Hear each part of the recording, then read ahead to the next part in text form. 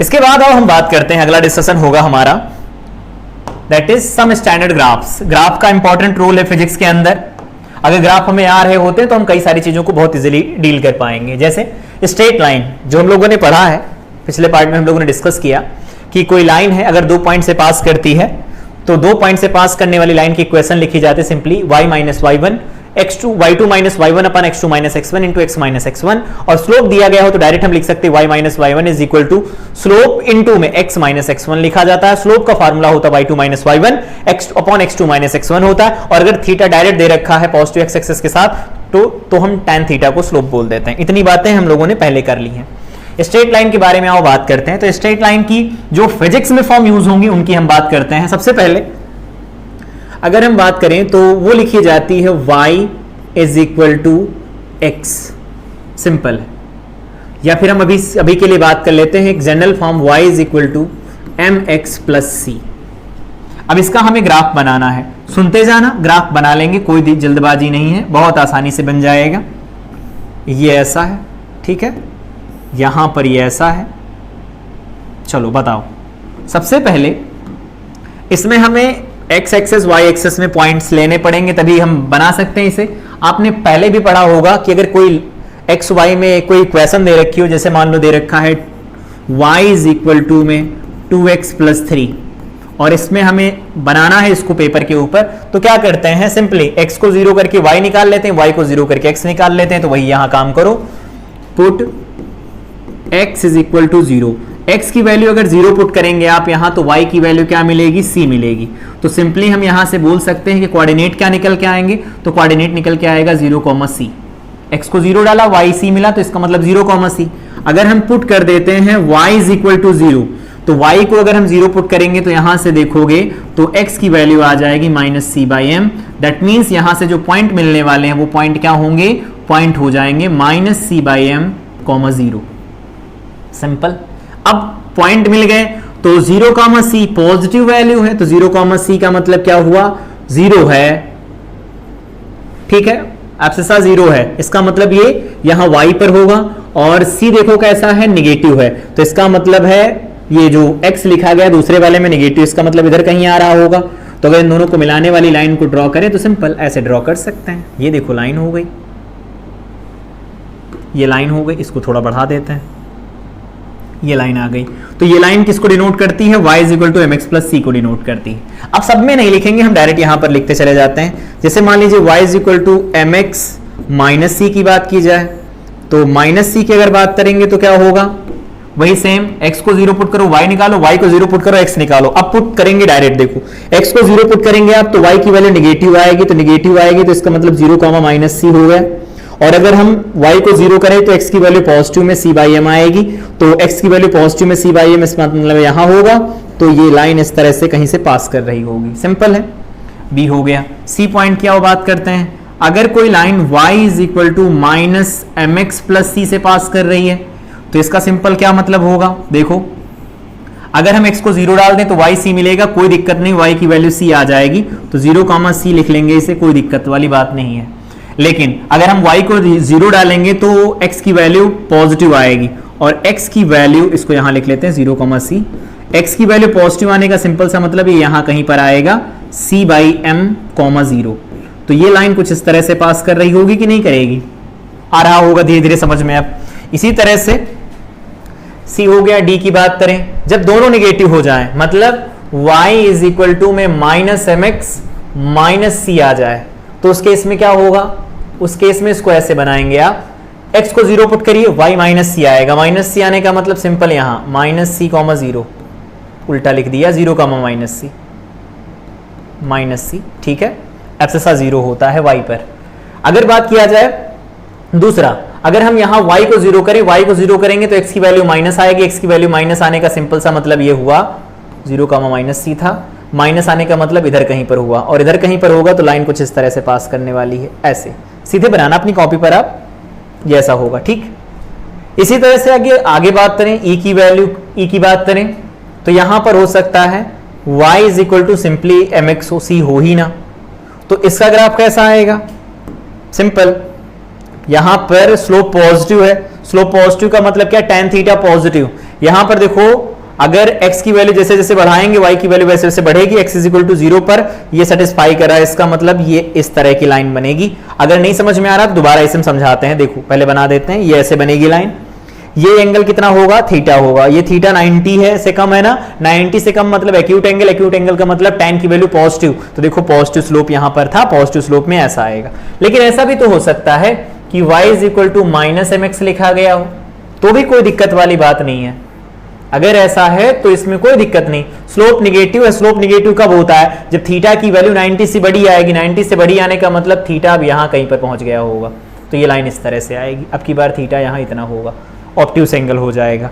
तो देखो straight line की कितनी अच्छी अच्छी फॉर्म बन रही हैं। अब फिजिक्स में इनको हम ऐसे तो नहीं यूज करेंगे, लेकिन फिजिक्स में जब कोई डेरिवेशन करेंगे, कोई लाइन बनेगी, तो उस लाइन को हमें प्रॉपर ड्रॉ करना पड़ेगा। तो ड्रॉ करने के लिए कोई स्टैंडर्ड वैल्यू चाहिए, मतलब स्टैंडर्ड कोई फंक्शन चाहिए जो हमें पहले से पता हो। तो एक यहां पर स्टैंडर्ड लाइन है, उसके अलग अलग फॉर्म के हम लोगों ने ग्राफ ड्रॉ किए, ये ग्राफ हमें आने चाहिए। तो पहला दोनों पॉजिटिव, एक नेगेटिव, दूसरा नेगेटिव, दोनों नेगेटिव, और यहां y is equal to mx और y is equal to minus x. यहां पर ये कंफ्यूजन नहीं रखेंगे। अब यहां पर ऐसा है, यहां पर कुछ ऐसा है। यहां पर y is equal to x का ग्राफ जो होगा सीधा ऐसा होगा, और y is equal to minus x का ग्राफ कितना होगा, तो ऐसा होगा। सिंपल है, वहां m की वैल्यू 1 रख दो तो माइनस एक्स और प्लस एक्स बन जाएगा, दोनों ग्राफ सेम इस तरह से निकल के आए। चलो बढ़िया, ये ग्राफ बना लेंगे आप लोग। पैराबोला का, तो पैराबोला में कुछ खास पॉइंट्स हैं जो याद रखने हैं आपको। Y square is equal to 4ax type बनेगा, तो इसका ग्राफ कुछ ऐसा आएगा, ये ग्राफ कुछ ऐसा बन जाएगा, ऐसा मुंह बाहर की तरफ खुलेगा, यहां इसका वर्टेक्स होगा, ठीक है। अब यहां पैराबोला को पहचाना कैसे जाएगा, तो जब भी आप दो वेरिएबल में बात कर रहे होंगे, तो देखो एक की पावर 2 लिखी गई है तो दूसरे की पावर 1 लिखी गई। तो अगर कोई ऐसी इक्वेशन दे रखी जिसमें एक वेरिएबल की पावर 2 है, दूसरे वेरिएबल की पावर 1 है, तो उस केस में हम कहेंगे वो पैराबोलिक इक्वेशन है। जब प्रूफ किया जाएगा, जैसे मान लो कोई बॉल है, सिंपली अगर हम किसी बॉल को फेंकते हैं तो बॉल एक तरफ से जाकर के दूसरी तरफ जब गिरती है तो उसका पाथ जो होता है वो पैराबोलिक होता है, और पैराबोलिक पाथ होता है। इसका मतलब इक्वेशन जब हम लोग फिजिक्स की हेल्प से निकालेंगे तो वो इक्वेशन कुछ ऐसी बनेगी, और इक्वेशन अगर ऐसी बनेगी तो हमें पहचानना रहेगा इक्वेशन है किसकी। तो अगर स्टैंडर्ड ग्राफ हमें पहले से पता होते तो बता पाएंगे हाँ दिस इज पैराबोलिक इक्वेशन, ठीक है, या ट्रैजेक्टरी जो उसकी होगी पैराबोलिक होगी। एक हो गया। दूसरे की बात करते हैं। दूसरा ऐसा हो सकता है y square is equal to minus 4x type का।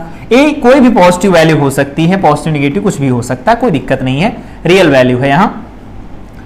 अगर यहां से बात किया जाए y square is equal to minus 4x, देखो इसका मुंह इधर खुला है, अब इधर खुलेगा, तो अब इधर खुलेगा का मतलब क्या है, एक मिनट यहां बनाते हैं इसे। अब इसका मुंह इधर की तरफ खुलेगा लेकिन रहेगा वहीं। अब ये कैसे पता लग रहा है कि कौन से एक्सेस के ऊपर ये रहेगा, yx। तो यहां से देखो इक्वेशन से, जिसकी पावर कम होती है पैराबोला उस पर फैला हुआ होता है। देखो यहां x की पावर 1 है, x पर फैला, यहां x की पावर 1 है, x पर फैला हुआ होगा, ठीक है। अगर ऐसा ना होकर के ऐसा हो x square is equal to 4ay लिखा गया हो, तो यहां y की पावर 1, इसका मतलब ये y पर फैलेगा, दोनों तरफ पॉजिटिव, तो इसका मतलब पॉजिटिव y पर फैलेगा कुछ इस तरह से। ये y हो गया और ये x हो गया, ठीक है। और अगर यहां बात करें d की, तो x square is equal to में माइनस 4ay अगर लिखा है तो फैलेगा तो y पर, लेकिन अब इसका मुंह नीचे की तरफ खुल रहा होगा। तो सिंपल ये ग्राफ निकल के आते हैं पैराबोला के केस में। आपको ये कैसे बने हैं अगर ऐसा समझना है तो आपको इंतजार करना पड़ेगा क्लास 12th में, जब आपको एओडी पढ़ाया जाएगा, एप्लीकेशंस ऑफ डेरिवेटिव, वहां पर increasing decreasing function, maxima minima को इंक्लूड करने के बाद आपको ग्राफ ड्रॉ करना सिखाया जाएगा। तो अगर आप मैथ्स लेंगे तो आप मैथ पढ़ सकते हैं, जेईई की तैयारी कर रहे हैं तो आप मैथ है ही आपके पास, नीट की अगर आप तैयारी कर रहे हैं तो आप मैथ नहीं पढ़ रहे होंगे, तो उस केस में क्या होगा, ये ग्राफ आपको एज इट इज याद रखने हैं। बाकी मैथ वाले तो इसका पूरा का पूरा डिटेल जानने वाले हैं कि कैसे ये उधर की तरफ ऐसा बढ़ा, इधर की तरफ कम क्यों हुआ। तो इंक्रीजिंग और डिक्रीजिंग फंक्शन के बारे में पढ़ के ये पता लगाया जा सकता है। मैक्सिमा फंक्शन का कहां बनेगा, मिनिमा कहां बनेगा, उन सारी बातों के बारे में। फंक्शन जो शब्द है या फंक्शन जो वर्ड है वो अभी समझ में नहीं आ रहा होगा, इसके अगले वाले लेक्चर में हम बात करेंगे, तो उसके बारे में डिटेल बात की जाएगी डिफरेंशिएशन और इंटीग्रेशन पढ़ने के टाइम। तो ये बेसिक ग्राफ हो गए जो पैराबोला के हो गए, यहां पर जो बेसिक ग्राफ हो गए वो लाइन के हो गए। कुछ और ग्राफ जो आपको पता होने चाहिए, एक्सपोनेंशियल फंक्शन की बात करें तो इसमें दो ग्राफ आपको याद होने चाहिए, y is equal to capital A लिखा गया हो, 1 minus e to the power minus x लिखा गया हो, और एक ग्राफ आपको याद रखना है, इसका ग्राफ पहले बना देते हैं हम। इसका ग्राफ कैसा होता है, तो इसका ग्राफ होता है इंक्रीजिंग। इंक्रीजिंग का मतलब यहां से चलता है, इंक्रीज करता है, उसके बाद ये अपनी पीक पर पहुंच जाता है, और पीक पर जब पहुंचता है तो y हो जाता है कैपिटल A के बराबर। ये क्या है, इंक्रीजिंग फंक्शन है, इंक्रीजिंग है, ठीक है, इंक्रीजिंग बढ़ता हुआ है। अब ये ग्राफ इतना कॉम्प्लिकेटेड ग्राफ क्यों बता रहे हैं, इसका क्या काम है, तो जब बैटरी की डिस्चार्जिंग आपको पढ़ाई जाएगी, बैटरी की चार्जिंग पढ़ाई जाएगी, इंडक्टर की चार्जिंग, इंडक्टर की डिस्चार्जिंग, कैपेसिटर की चार्जिंग, कैपेसिटर की डिस्चार्जिंग जब आपको पढ़ाई जाएगी तो ऐसी फंक्शंस बना करेंगे, और ऐसे फंक्शंस बनेंगे तो आपको ऐसे ड्रॉ भी करना पड़ेगा, ठीक। इसमें दूसरा ग्राफ होता है, वो आपको याद रखना है, y इज इक्वल टू में a times e to the power minus x, इस तरह का कुछ बनेगा। तो ये डिक्रीजिंग फंक्शन है, ये डिक्रीजिंग फंक्शन है, कुछ इस तरह से डिक्रीज करता है, बहुत तेजी से इस तरह से डिक्रीज करता है, यहां से ये डिक्रीज करेगा। तो ये क्या है, ये डिस्चार्जिंग के केस में होगा, डिस्चार्जिंग के केस में ऐसा होगा, और ये होगा चार्जिंग के केस में, ठीक है। मेन और एडवांस में जो क्वेश्चंस आते हैं उनमें चार्जिंग और डिस्चार्जिंग को लेकर के काफी क्वेश्चंस पूछे गए हैं, तो इनके ग्राफ्स पहले से आपको पता होने चाहिए, और जब चार्जिंग पढ़ाई जाएगी तो इनसे रिलेटेड और भी कुछ बातें होंगी जो हाफ लाइफ से रिलेटेड होंगी, उनसे बारे में बात की जाएगी, उनके टाइम के साथ में कैसा ये ग्राफ चलता है, अलग अलग टाइम इंटरवल पर ये कैसे बदलता है, उन सब के बारे में पढ़ाया जाएगा। सर्किल की अगर बात करें तो सर्किल के बारे में सब लोग जानते होंगे, एक ऐसे पॉइंट का लोकस जिसकी हर एक पॉइंट से डिस्टेंस जो होती है वो सेम होती है, एक पॉइंट से डिस्टेंस, हर एक पॉइंट की जो डिस्टेंस है वो सेम है। क्या मतलब ये है कि मान लीजिए यहां कहीं पर हम यहां से r डिस्टेंस पर यहां जाएं, चाहे r डिस्टेंस पर यहां जाएं, चाहे r डिस्टेंस पर यहां जाएं, चाहे r डिस्टेंस पर यहां जाएं, और सबको जब मिला देते हैं तो हमारे पास जो बनता है लोकस, उसको बोला जाता है सर्किल। मतलब locus of a point which is equidistance from A point, given point, कोई भी फिक्स पॉइंट या गिवन पॉइंट से अगर इक्विडिस्टेंट है कोई पॉइंट और उसका लोकस लिया जाता है तो वो कैसा होगा, सिंपल सर्कल होगा। बढ़िया। सर्कल की अगर बात करें तो सर्कल का ग्राफ तो आप जानते ही, सिंपल ऐसे ही बनता है, गोला जैसा बनेगा, ये गोला जैसा बनेगा।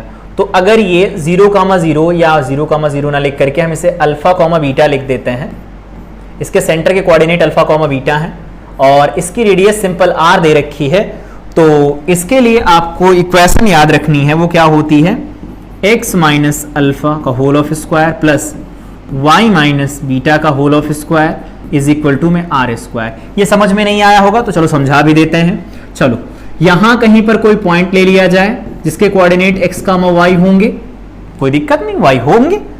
अगर ऐसा है तो हम इन दोनों पॉइंट के बीच का सेपरेशन निकाल सकते हैं, तो कहेंगे x minus alpha whole square बन जाएगा और y माइनस बीटा का होल ऑफ स्क्वायर बन जाएगा, इसका स्क्वायर रूट होगा और वो किसके बराबर होगा, r के बराबर होगा। उनके बीच का सेपरेशन कितना, r है, तो इसको अगर खोलेंगे आप तो लिखेंगे x माइनस अल्फा का whole of square plus y minus beta का whole of square is equal to में बन जाएगा r स्क्वायर। ये है इक्वेशन ऑफ ए सर्कल, जिसके सेंटर जो दे रखे हैं अल्फा बीटा है कोऑर्डिनेट, और उसकी रेडियस जो है वो r दे रखी, तो इस तरह से सर्कल बनेगा।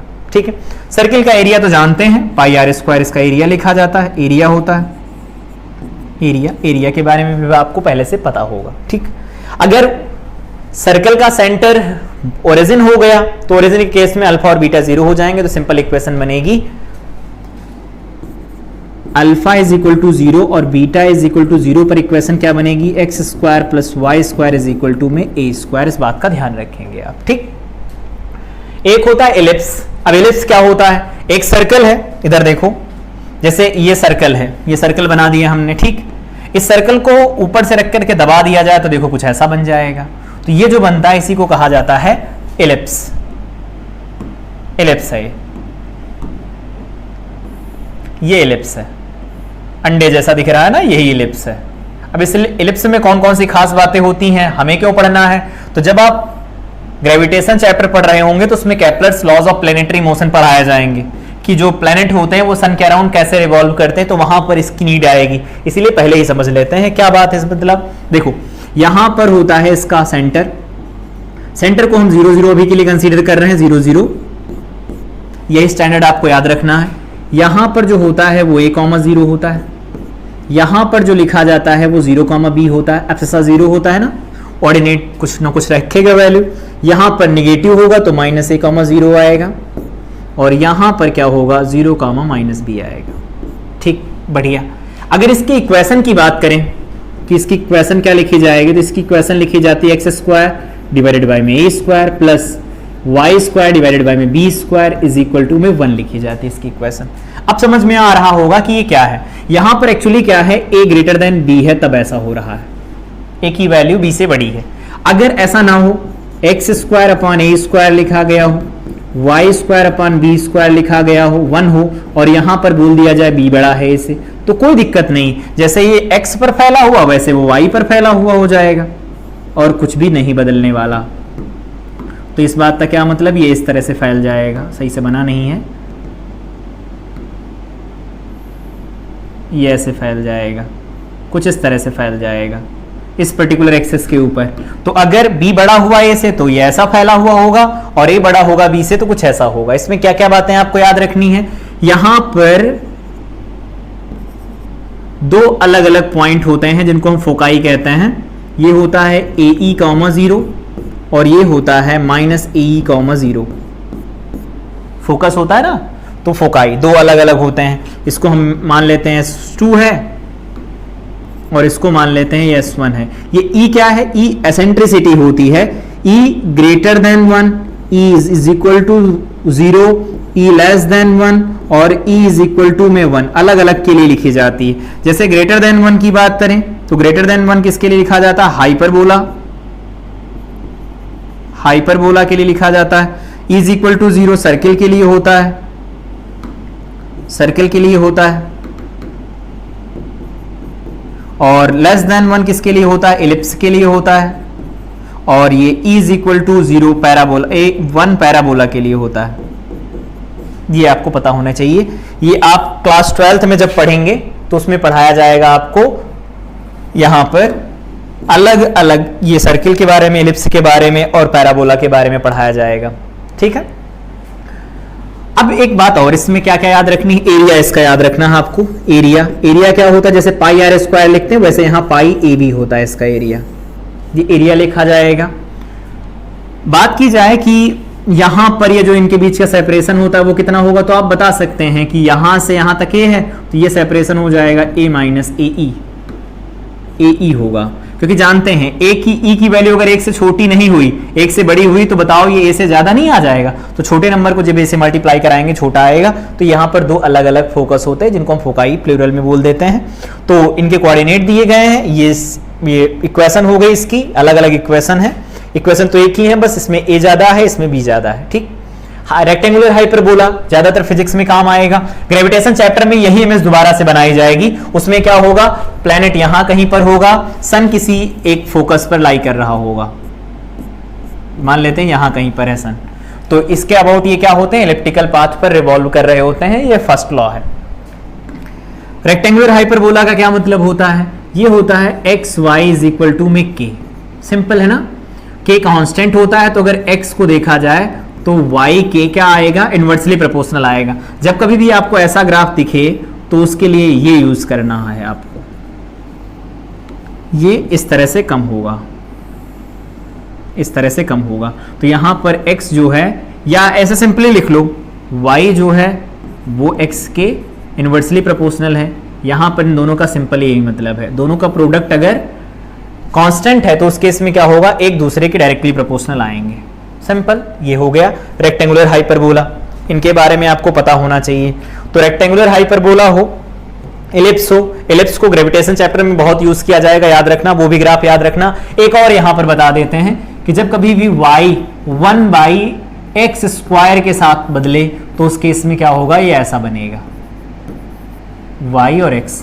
अब इन दोनों में डिफरेंस क्या होगा, ये धीरे धीरे कम होगा, ये बहुत तेजी से कम होगा, बस देख के इतना बताया जा सकता है। बाकी बनेंगे दोनों एक ही जैसे, ये तेजी से घटेगा, ये धीरे धीरे घटेगा, क्योंकि उसकी ज्यादा पावर, तो ज्यादा पावर के हिसाब से तेजी से कम होगा और वो धीरे धीरे कम होगा। उम्मीद करते हैं दोनों समझ में आए होंगे। यहाँ इसको हम अलग डाल के लिख देते हैं। ये ग्राफ आपको पता होना चाहिए, ये पता होना चाहिए, ये पता होना चाहिए, और यहाँ पर चार्जिंग डिस्चार्जिंग के और यहाँ सर्किल का ग्राफ पता होना चाहिए आपको। पैराबोले के ग्राफ बहुत इंपॉर्टेंट है। कोई भी, जैसे मान लीजिए कि ये वाला ग्राफ आपको दिख रहा होगा, तो जैसे कोई बॉल यहां से थ्रो की जाए, मान लो ये कोई प्लेन ग्राउंड है, ठीक है, एक बॉल है, उस बॉल को यहां से थ्रो किया गया, सिंपली बॉल को यहां से थ्रो किया गया इधर की तरफ, तो थ्रो करेंगे तो ये ऐसे जाएगी अपनी मैक्सिमम हाइट तक, उसके बाद जब वापस आएगी तो इसकी ट्रेजेक्ट्री जो होती है वो कैसी होती है, पैराबोलिक होती है, ठीक है, पैराबोलिक होती है। तो अगर पैराबोलिक होती है तो जब डेरिवेशन करेंगे तो पैराबोला की इक्वेशन आएगी, तो उसे पहचानना रहेगा, तो इनको देख करके आप पहचान पाएंगे। ठीक, यहां पर स्ट्रेट लाइन के बारे में हम लोगों ने बात किया। तो उम्मीद करते हैं कि सारे ग्राफ ये आपको भी बहुत अच्छी तरह से समझ में आए होंगे।